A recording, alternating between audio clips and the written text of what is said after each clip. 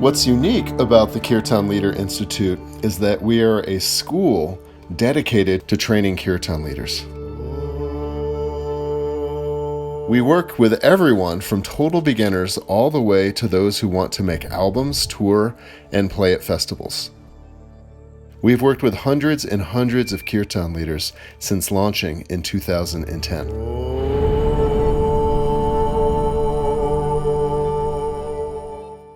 I was a school teacher for a while, and I have a big depth of experience in outdoor education and yoga and all of this. So I know, like, I would consider myself like able to judge what is really good instruction, and he's really got like a great progression, way more in depth than just like a weekend workshop or something like that. He's got a whole trajectory and a whole progression, and it's really high quality, but it seems like it's really unique.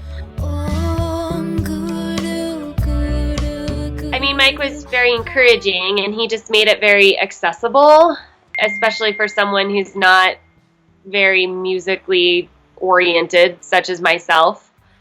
It was really easy to kind of catch on to, and it was really this group environment, and everyone was learning and having fun, and opportunities to fail, but it was okay. And yeah, it was very accessible. And from what I've found, and I played the piano a little bit as a little kid, so I mean, tiny little bit of musical experience, but I mean, what kid doesn't play the piano? I guess, I don't know. But the harmonium itself was really, it wasn't a hard instrument to learn how to play. It's pretty accessible in that way, which, is very encouraging in itself. Like, here's this thing, okay, let's learn how to play it. It's not that difficult, and then it just seems like it can keep building and building and building and progressing from there.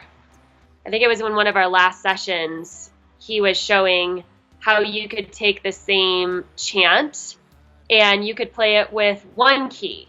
You could play it with two keys. You could play it with, a chord for 3, 4, 5, and then you just kept adding on and adding on. So you start with the really simple foundational, but then you can make it more complex and more complex and more complex. And all of a sudden it was like, wow, this is amazing.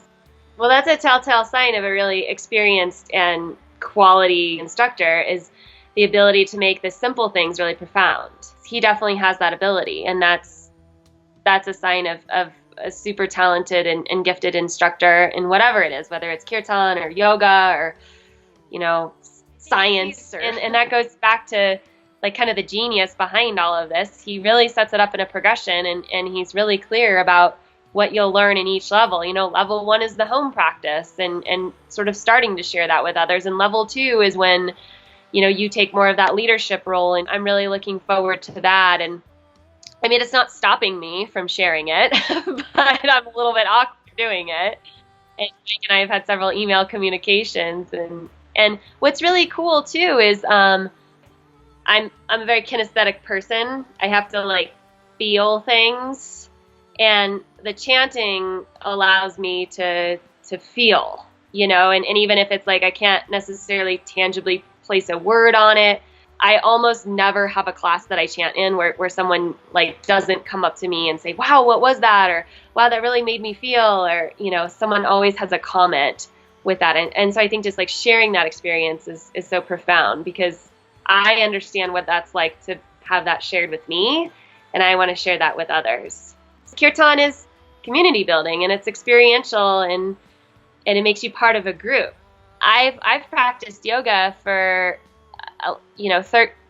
14 years now, and I mean, I've taught yoga for 7 years, and just comparing it to yoga, I've never had this much like mentoring with yoga ever.